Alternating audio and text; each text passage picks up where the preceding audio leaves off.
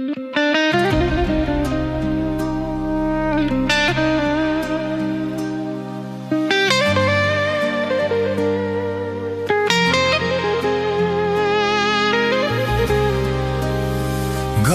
bir çiçektir, zarif ve ince. Sevgisi çok saftır, sevgi görünce. Kalbinde merhamet, sever ölünce. Həli və bəxş edər, xoşbəxt bir səhər. Kadın bir anadır, övlad baş tacı. Övladlar böyüdər, ağarar saçı.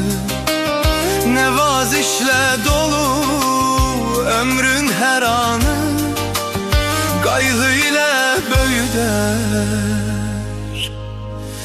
çəkər yükünü.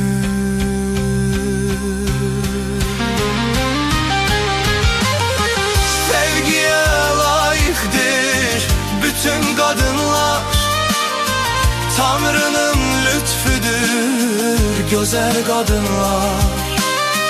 Ağlıyla, səbriyle dağ kimi durar, ümidle sabaha o yollar açar.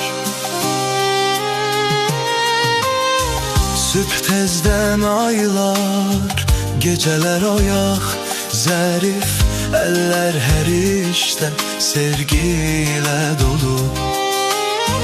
Ne kadar yorulsa gözleri parlak, derdini bildirmez, güler her zaman. Kadınla isiner bütün kainat, hararet getirer, közerer ocak. Ailesin hifzeder, açar bir bucak, toplayar başına seven kersleri.